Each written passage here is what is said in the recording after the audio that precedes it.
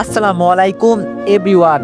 Senior ma'am গল্পের season 2 দ্বিতীয় part. তো চলো বেশি কথা না কইয়া গল্প শুরু করা যাক। বিকাল গড়িয়ে সন্ধ্যা নামছে। আকাশ ভাইয়া আমার রুমে ঢুকে বললেন, রেডি হও ভাইয়া, চলো হাসপাতালে যাই, ডাক্তারের রিপোর্ট শুনে আসি, তোমার ম্যামের কি অবস্থা। আমি চুপচাপ মাথা নেড়ে রেডি হয়ে নিলাম। কিছু একটা ভারী লাগছে বুকের ভেতর। একটু পর হাসপাতালে পৌঁছালাম। হাসপাতালের করিডোরে হাঁটতে হাঁটতে বারবার হাত ঘামছিল, বুকের ভেতর কেমন যেন কাঁপছিল। তখন আকাশ ভাইয়া বলল, ভয় লাগছে ভাইয়া। আমি বললাম, জানেন ভাইয়া, কেউ যদি চিরতরে চলে যায় সেটা মেনে নেওয়া যায়, কিন্তু কেউ যদি ফিরে আসে অথচ কিছু বলার সুযোগ না থাকে, সেই কষ্টটা বহন করা অনেক কঠিন। আকাশ ভাইয়া কিছু বললেন না, শুধু পিঠে একটা হালকা চাপ দিয়ে দরজাটা খুলে দিলেন। ভিতরে ঢুকেই দেখি সেই হোয়াইট বেডে সাদা চাদরে মোড়া এক নিস্পন্দন শরীর, তবে নিঃশ্বাস চলছে। অক্সিজেন মাস্কের নিচে থাকা পরিচিত মুখ, চুলগুলো এলোমেলো হয়ে গালের পাশে লুটিয়ে আছে। ম্যামের সেই চেনা ঠোঁট, সেই কঠিন চোখ, আর চুপচাপ নরম আর অবলা। আমি ধীরে ধীরে এগিয়ে গিয়ে ম্যামের পাশে একটা চেয়ার টেনে বসলাম। তারপর বললাম, জানি না আপনি শুনতে পাচ্ছেন কিনা ম্যাম, কিন্তু আমি আপনার নিস্তব্ধতা আর মেনে নিতে পারছি না ম্যাম। প্লিজ আপনি একটু উঠুন। আমি ম্যামের হাতটা নিজের হাতে নিলাম, বরফের মতো ঠান্ডা, কিন্তু প্রাণ আছে। তারপর আবার বললাম, আপনি জানেন ম্যাম, আমরা সবাই ভেবেছিলাম আপনি আর নেই। আমি নিজেকে দোষ দিতাম। বারবার মনে হতো যদি আর একবার দেখা হতো, শুধু একবার, আমি হয়তো বলতাম আপনি কতটা স্পেশাল, কতটা আপন। সেই দিন যদি আপনাকে পার্কে না রাখতাম, তাহলে হয়তো আজ এমনটা হতো না। কিন্তু কথা দিচ্ছি ম্যাম, যারা এই কাজ করেছে তাদের কাউকে আমি ছাড়বো না। চোখ ভিজে গেল নিজের অজান্তেই। আমি হাত দিয়ে চোখ মোছার চেষ্টা করলাম। আমি চুপ করে ম্যামের দিকে তাকিয়ে থাকলাম।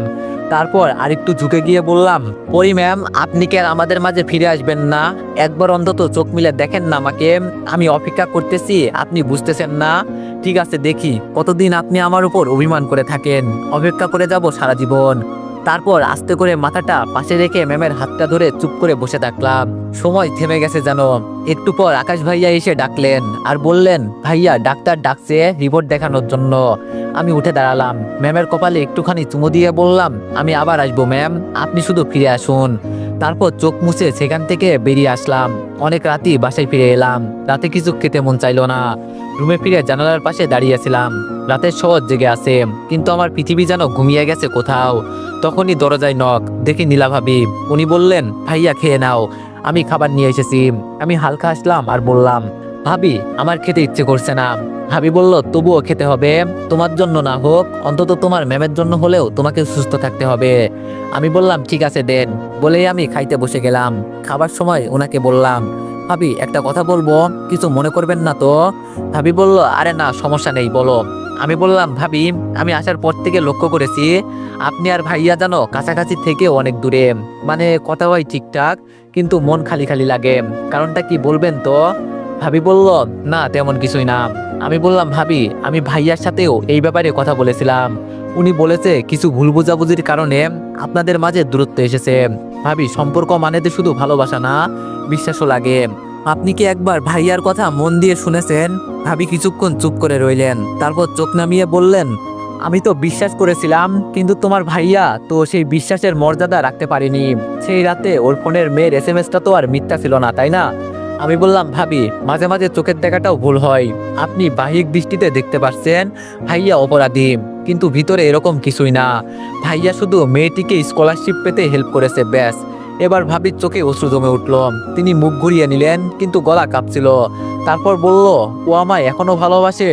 আমি বললাম, ভাইয়া সেটা বলেনি, কিন্তু তার চোখে দেখেছি আপনার প্রতি তার ভালোবাসা এখনো ঠিক আগের মতো। আপনি ছাড়া তার চোখে আর কেউ নেই। ভাবি একদম চুপচাপ হয়ে গেলেন। তারপর আস্তে করে উঠে দাঁড়ালেন, আর কিছু না বলেই কি জানি ভাবতে ভাবতে চলে গেলেন। রাত 11টা 35 মিনিট। আমি তখনও জানালার পাশে দাঁড়িয়েছিলাম। হঠাৎ করিডোর থেকে ফিসফিস শব্দ ভেসে এলো। কৌতূহল বশত জানালা বন্ধ করে একটু দরজার ফাঁক দিয়ে তাকালাম। দেখলাম ভাবি আর আকাশ ভাইয়া ছাদের দিকে যাচ্ছেন, দুজনেই চুপচাপ। মনের ভিতর শান্তির একটা ঢেউ খেলে গেল। মনে হলো এই সম্পর্কটা হয়তো আবার আগের মতো হতে যাচ্ছে। একটু পর আমিও ঘুমিয়ে পড়লাম। সকালে ঘুম থেকে উঠে এক চমকে যাওয়া নিউজ শুনলাম। হঠাৎ দরজায় টোকা। দরজা খুলেই দেখলাম আকাশ ভাইয়া। তাই আমি উৎসাহ নিয়ে ভাইয়াকে জিজ্ঞেস করলাম, ভাইয়া এত সকালে আপনি? আকাশ বলল, রাকিব হাসপাতাল থেকে ফোন এসেছে, তাড়াতাড়ি যেতে হবে। আমি শুনে চমকে উঠলাম, ম্যামের কিছু হয়ে যায়নি তো আবার? তাই আমি অবাক হয়ে জিজ্ঞেস করলাম, কি বলছেন ভাইয়া, কিছু হয়েছে? আকাশ বলল, বলল, তোমার ম্যাম কোমা থেকে বের হচ্ছে ভাইয়া, ডাক্তাররা বলেছে উনি কিছুটা সাড়া দিচ্ছে।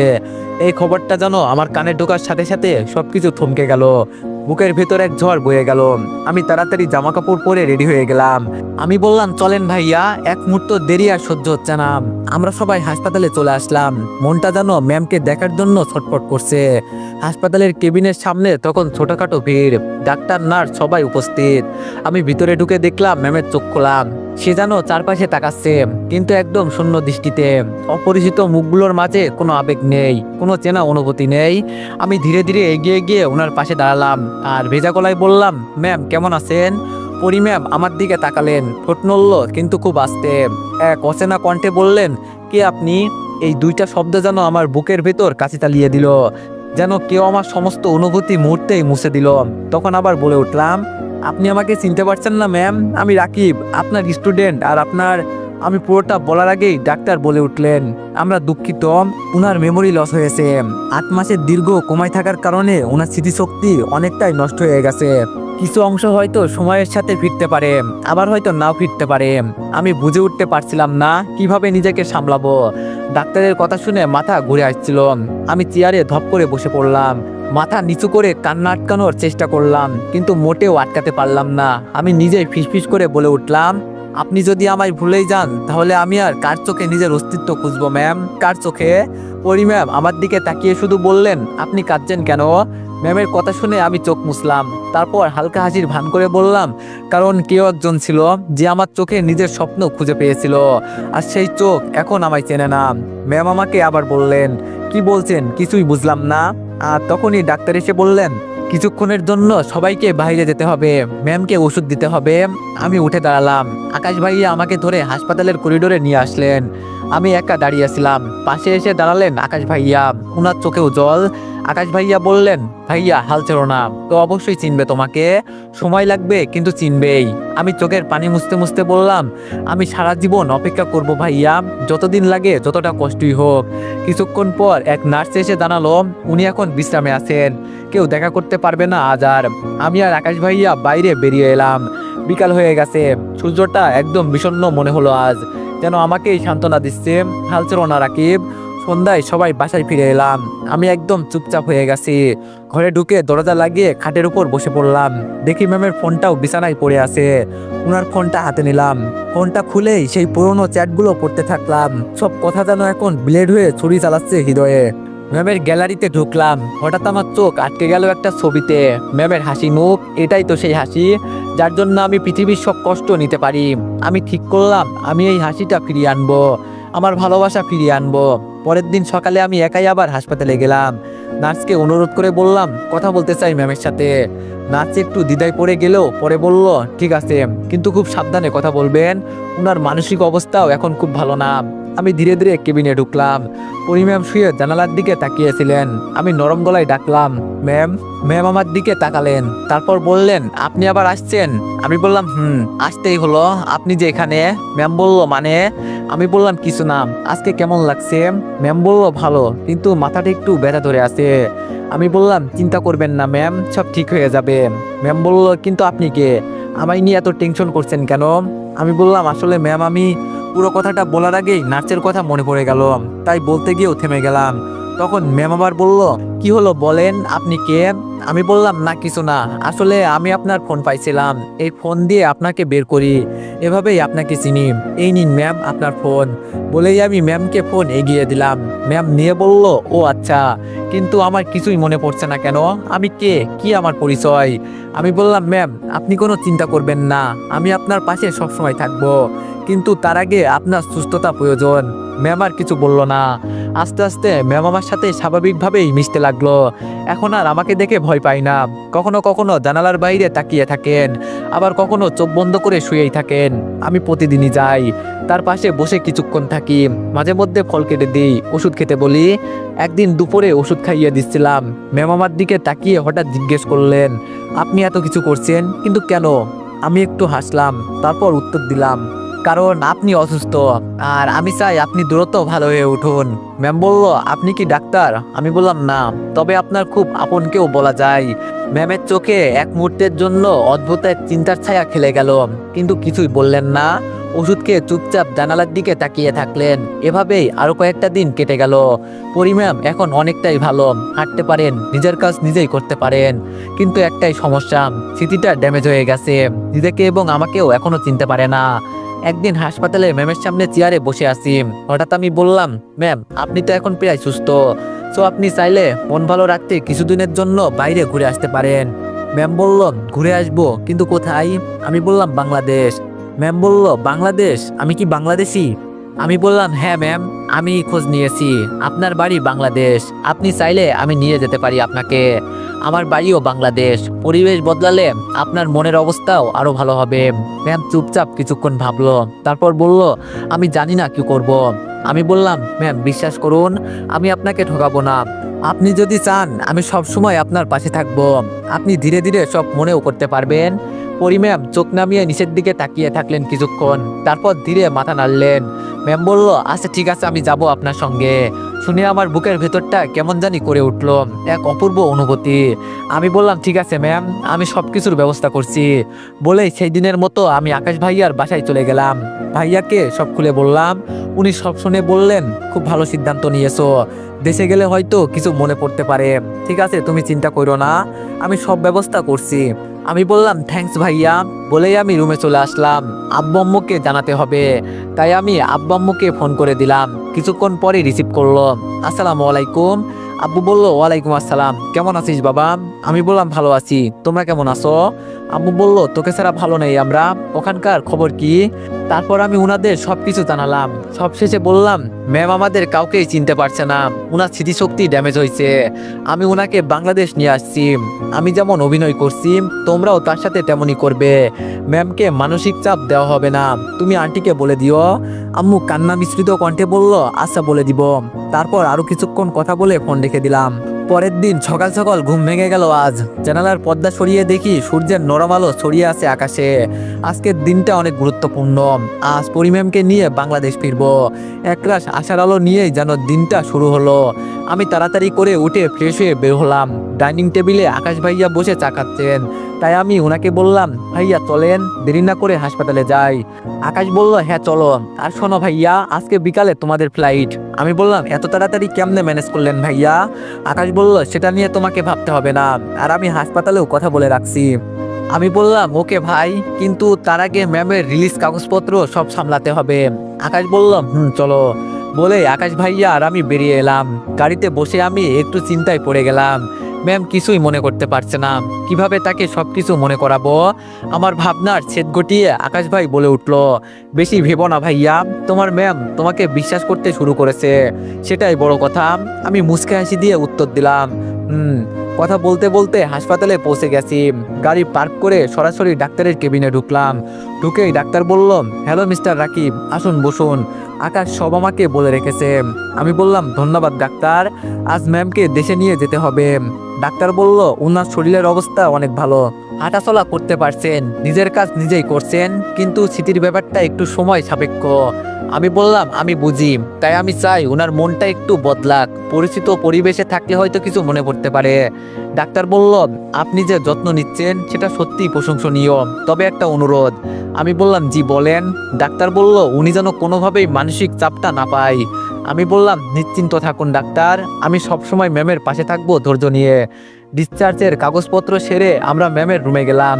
উনি জানালার দিকে তাকিয়েছিলেন, আমার উপস্থিতি টের পেয়ে ফিরে তাকালেন। আমি বললাম, ম্যাম কেমন আছেন? ম্যাম বলল, আগের থেকে ভালো। আমি বললাম, গুড, তাহলে ম্যাম চলুন। ম্যাম বলল, কোথায় যাব? আমি বললাম, এমা কালই আপনাকে বললাম তো, আপনার নিজের দেশ বাংলাদেশ। ম্যাম বলল, বাংলাদেশ সেটা কেমন জায়গা? আমি বললাম, একদম আপনার মতোই সুন্দর, নরম আর মায়াময়। আমার কথা শুনে ম্যাম আমার দিকে তাকিয়ে আছে। আমি হুইল চেয়ারে বসিয়ে নিচে নিয়ে এলাম। গাড়িতে ওঠার আগে ম্যাম একটু থমকে দাঁড়ালেন আর বললেন, আমি কি সত্যিই বাংলাদেশের মানুষ? আমার তো কিছুই মনে পড়ে না। আমি বললাম, ওখানে গেলেই আপনি নিজেকে খুঁজে পাবেন ম্যাম, আমি আছি আপনার সাথে। তারপর ম্যাম গাড়িতে উঠলেন, আমিও ওনার সাথে উঠলাম। আকাশ ভাইয়া গাড়ি চালাচ্ছেন। আকাশ ভাইয়ার বাসায় পৌঁছে ম্যামের বসার ঘরে নিয়ে এলাম। ভাবি পানি আর হালকা খাবার নিয়ে এলেন। ভাবি বলল, কিছু খেয়ে নিন, আপনাকে দেখে খুব ভালো লাগছে। ম্যাম বলল, ধন্যবাদ। তারপর দুপুরের খাবার খেয়ে একটু বিশ্রাম নিয়ে আকাশ ভাইয়ার ফ্যামিলির থেকে বিদায় নিয়ে বিকালের দিকে আমরা এয়ারপোর্টের দিকে রওনা দিলাম। গাড়ি দিয়ে বাইরে তাকিয়ে দেখি সূর্যটা নিচের দিকে নামছে। এক অপূর্ব অনুভূতি বুকের মধ্যে। ম্যাম হঠাৎ বলে উঠল, আপনি কি সবসময় এরকম শান্ত থাকেন? আমি বললাম, না ম্যাম, শুধু আপনার সামনে আসলে শান্ত হয়ে যায়। ম্যাম বলল, আপনি খুব রহস্যময় মানুষ। আমি হেসে পাশ ফিরলাম, মনে মনে বললাম, আপনি তো আমার জীবনে সবচেয়ে রহস্যময় অধ্যায় ম্যাম। এয়ারপোর্টে পৌঁছে লাগেজ নামাচ্ছি, তখন আকাশ ভাইয়া এগিয়ে এলেন। আকাশ বলল, ভাইয়া আর কখনো দেখা হবে কিনা জানি না, তবুও তোমাকে বলবো ভালো থেকো, আর ওনার আরো ভালো করে খেয়াল রেখো। সেই দিন রাতের পর ভালোবাসার প্রকৃত মানে তোমার থেকেই শিখলাম ভাইয়া। আমি বললাম, ভাইয়া এগুলো কি বলছেন? উল্টো আপনার প্রতি আমি চিরকৃতজ্ঞ। আপনি না থাকলে হয়তো ওনাকে কখনো ফিরে পেতাম না। আকাশ বলল, দোয়া করছি তোমার ম্যাম যেন তোমার জীবনে চিরদিনের গল্প হয়ে যায়। বলেই আকাশ ভাইয়া আমাকে জড়িয়ে ধরে কেঁদে দিল। তারপর বলল, তোমার জায়গায় যদি আমি থাকতাম হয়তো এতটা সাহস কখনোই পেতাম না ভাইয়া। তুমি অনেক সাহসী একটা মানুষ। আমি বললাম, ভাইয়া আপনি আছেন বলেই আমি এত দূর আসতে পেরেছি, কৃতজ্ঞ থাকবো সারা জীবন। আকাশ বলল, ভালো থেকো ভাইয়া। আমি বললাম, জি আপনিও। বলেই শেষে একটা আলিঙ্গন করলাম। তারপর আমরা প্লেনের দিকে এগিয়ে গেলাম। পরি ম্যাম আমার পাশেই, চোখে মায়াবী এক অবাক দৃষ্টি। বোর্ডিং শেষে প্লেন যখন আকাশে উঠলো, জানালার পাশে বসা ম্যাম শান্তভাবে বাইরের আকাশের দিকে তাকিয়ে আছে। হঠাৎ ম্যাম বলে উঠল, প্রথমবার এতটা উপরে উঠেছি, খুব ভয় লাগছে। আমি বললাম, তাহলে আপনি চাইলে আমার হাত ধরে রাখতে পারেন ম্যাম। ম্যাম আর কোনো কথা না বলে শক্ত করে আমার হাতটা চেপে ধরলেন। ম্যামের হাতের নরম স্পর্শ পেয়ে আমার ভিতরটা শীতল হয়ে আসছে। কিছুক্ষণ পর আবার ম্যাম বলে উঠল, তোমার হাতটা ধরে আমার মনে হচ্ছে তুমি আমার অচেনা কেউ না। মাঝে মাঝে তোমাকে আমার অনেক স্পেশাল কেউ মনে হয়, কিন্তু কিছুই মনে করতে পারছি না। আমি ম্যামের কথা শুনে চমকে উঠলাম। তারপর আমার অন্য হাত ম্যামের হাতের উপর দিয়ে বললাম, চিন্তা করবেন না ম্যাম, ইনশাল্লাহ সব মনে পড়বে। আমি আছি আপনার পাশে। ম্যাম বলল, আপনি কি সবসময় আমার পাশে থাকবেন? আমি বললাম, যতদিন আপনি পাশে চেয়ে থাকবেন আমি ততদিন থাকবো ম্যাম, তার চেয়েও বেশি সময়ের জন্য থাকবো। ম্যাম কিছু বললেন না, শুধু চুপচাপ তাকিয়ে রইলেন আমার দিকে। সেই দৃষ্টিতে যেন একরাশ না বলা কথা, না বোঝা অনুভব। এভাবে কথা বলতে বলতে ম্যামের চোখ লাগিয়ে আসছে। তাই আমি ম্যামকে বললাম, ম্যাম আপনি ঘুমিয়ে পড়েন, আমি আপনার পাশে আছি। ম্যাম কোনো কথা না বলে মাথা নেড়ে ঘুমিয়ে পড়লো। ঘুমের মধ্যে ম্যাম অজান্তেই আমার ঘাড়ে মাথা রাখলেন। আমিও আর কিছু বললাম না। ম্যাম এখন একদম বাচ্চাদের মতো ঘুমাচ্ছে। প্রায় সারা রাত প্লেনে থাকার পর অবশেষে আমরা নামলাম ঢাকার মাটিতে। আমি আর ম্যাম লাগেজ নিয়ে বেরিয়ে এলাম। বাইরে গাড়ি দাঁড়িয়েছিল, আগেই ব্যবস্থা করে রেখেছিলাম। রওনা হলাম ঢাকা থেকে বগুড়া আমাদের বাসার উদ্দেশ্যে। আরো 5 ঘন্টা জার্নি করার পর অবশেষে গাড়ি যখন বাড়ির গেট দিয়ে ঢুকলো, মনে হলো বুকটা কেমন যেন কেঁপে উঠলো। কতদিন পরে ফিরছি এখানে, সাথে সেই মানুষটা যাকে হারিয়ে ফেলেছিলাম 8 মাস আগে। আমি দরজায় কলিং বেল বাজাতেই আম্মু ছুটে এলেন, দরজা খুলে দিলেন। ভিতরে আঙ্কেল আন্টি আব্বু আম্মু সবাই ছিলেন। আমি আম্মুকে বললাম, কেমন আছো আম্মু? আম্মু বলল, ভালো ছিলাম না, তোদের দেখে ভালো হয়ে গেলাম। তারপর আমি আম্মুকে ইশারা দিয়ে অভিনয় করতে বললাম। তারপর আমি বললাম, আম্মু ইনিই পরি ম্যাম। ম্যাম বলল, আসসালামু আলাইকুম আন্টি। আম্মু বলল, ওয়ালাইকুম আসসালাম, ভালো আছো মা? ম্যাম বলল, হ্যাঁ ভালো আছি। ম্যামের কথা শুনে আঙ্কেল আন্টি সবাই ছুটে এলেন। এসে আন্টি বলল, কেমন আছিস আমার মা? পরি ম্যাম সবাইকে অবাক করে দিয়ে বলল, আপনি কে? আপনি কি এখানে থাকেন? আন্টির মুখ মুহূর্তেই ফ্যাকাশে হয়ে গেল, চোখের কোণ গরম হয়ে উঠল, কিন্তু নিজেকে কোনো রকম সামলে নিয়ে মুখে হাসি রাখলেন। আন্টি বলল, হ্যাঁ মা, আমি এখানেই থাকি, তুমি এখন আমাদের মেহমান, অনেকদিন পর এলে। ম্যাম বলল, ধন্যবাদ আন্টি, আপনি খুব সুন্দর করে কথা বলেন। এই কথার পর আন্টি আর থাকতে পারলেন না, পাশের ঘরে চলে গেলেন মুখ লুকিয়ে। আমি আর আম্মু বুঝে গেলাম উনি কাঁদছেন। সেই কান্নায় এক ধরনের চাপা যন্ত্রণা, নিজের মেয়েকে চিনেও চিনতে না পারার বেদনা। আঙ্কেলও ওনার সাথে চলে গেলেন। আমি ম্যামের হাত ধরে বললাম, ম্যাম চলুন, আমি আপনার রুম দেখিয়ে দিই, আজ থেকে আপনি এখানেই থাকবেন। ম্যাম বলল, আপনার এই বাসাটা খুব শান্ত, আর আপনারা খুব ভালো মানুষ। আমি মুচকি এসে বললাম, হয়তো আপনি এখন এখান থেকে, আর আপনারা সবাই খুব ভালো। আমি মুচকি এসে বললাম, হয়তো আপনি এখন এখানে থাকবেন, তাই এখানে সবাই সুন্দর। ম্যাম চুপ করে রইলেন। রুমে নিয়ে বিছানায় বসিয়ে বললাম, একটু রেস্ট নিন ম্যাম, আমি পাশের রুমে আছি। ম্যাম জানালার দিকে তাকিয়ে বললেন, মনে হচ্ছে এখানে আগেও কখনো এসেছি। একটা অদ্ভুত অনুভূতি হচ্ছে রাকিব, জানি না কি, কিন্তু খুব আপন আপন লাগছে সবকিছু। আমি আর কিছু না বলে রুম থেকে বেরিয়ে এলাম। তারপর সেখান থেকে আমি আন্টির রুমে গেলাম। ওখানে গিয়ে দেখি আন্টি অনেক কান্না করছেন। আব্বু আম্মু আর আঙ্কেল ওনাকে সান্ত্বনা দিচ্ছে, তাই আমি ওনার পাশে গিয়ে বসলাম। আমি বললাম, আন্টি কি হচ্ছে এটা, বাচ্চাদের মতো কেন কাঁদছেন? পরি ম্যাম দেখতে পেলে কি হবে? আন্টি কাঁদতে কাঁদতে বলল, আমার নিজের মেয়ে আমাকে চিনতে পারলো না রাকিব বাবা, আমি একজন ব্যর্থ মা, সে আমাকে কিভাবে আন্টি বলল? আমি বললাম, আন্টি এভাবে বলছেন কেন? এখানে আপনারও কোনো দোষ নেই আর পরিম্যামেরও কোনো দোষ নেই, আমরা সবাই পরিস্থিতির শিকার। দেখবেন একদিন অবশ্যই পরিম্যামই আপনাকে মা বলে ডাকছে। আন্টি বলল, সেই অপেক্ষায় বেঁচে আছি বাবা। আমি বললাম, আপনার মেয়ে তো বেঁচে আছে, আপনার বুকে ফিরে এসেছে, এতে কি আপনি খুশি নন? আন্টি বলল, অবশ্যই খুশি। আমি বললাম, তাহলে সেই খুশি পালন করুন, কি নামে ডাকলো সেটা মোটেও এখানে ম্যাটার করে না। আন্টি বলল, কিন্তু ও যে তোমাদের ফ্ল্যাটে। আমি বললাম, আন্টি উনি শুধু আমাকেই চিনে, তাই আমার মনে হয় উনি কিছুদিন আমাদের ফ্ল্যাটেই থাকুক। আম্মু বলল, হ্যাঁ রাকিব ঠিক কথাই বলেছে, পরি তো আমাদেরও মেয়ে। তারপর আন্টি শান্ত হলো। হঠাৎ পিছনে ম্যাম বলে উঠলো, কি হচ্ছে এখানে? আমরা সবাই এক ঝটকায় পিছনে তাকালাম, দেখি দরজায় ম্যাম অবলা হয়ে দাঁড়িয়ে আছে। আমি বললাম, ম্যাম আপনি এখানে? আমি তো আপনাকে রেস্ট নিতে রুমে রেখে আসলাম। ম্যাম বলল, আসলে একা একা ভালো লাগছিল না, তাই বাড়িটা ঘুরে ঘুরে দেখছিলাম। তা আপনারা সবাই এখানে কি করছেন, আর উনি এমন করে কাঁদছেন কেন? আমি হালকা হাসি দিয়ে বললাম, কিছু না ম্যাম, আন্টি হঠাৎ একটু আবেগপ্রবণ হয়ে পড়েছিল, আপনাকে দেখে উনার মেয়ের কথা মনে হয়েছে, তাই একটু কান্না করছে। উনার মেয়ে দেখতে একদম আপনারই মতো। আন্টি চোখ মুছতে মুছতে বলল, হ্যাঁ মা, তোকে দেখেই আমার মেয়ের কথা মনে পড়ে গেল, খুব মায়া লাগে জানিস, তোর চোখ দুটো ঠিক আমার মেয়ের মতোই। ম্যাম বলল, ও থ্যাংক ইউ আন্টি, কিন্তু আপনার মেয়ে এখন কই? আমি বললাম, সে অনেক দূরে থাকে ম্যাম। ম্যাম বলল, ও আচ্ছা, আমারও বাড়িটা কেমন চেনা চেনা লাগছে, মনে হচ্ছে জানো আগেও এসেছিলাম, এমন একটা অনুভূতি হচ্ছে, তাই আপনি আমাকে নিজের মেয়েই ভাবতে পারেন।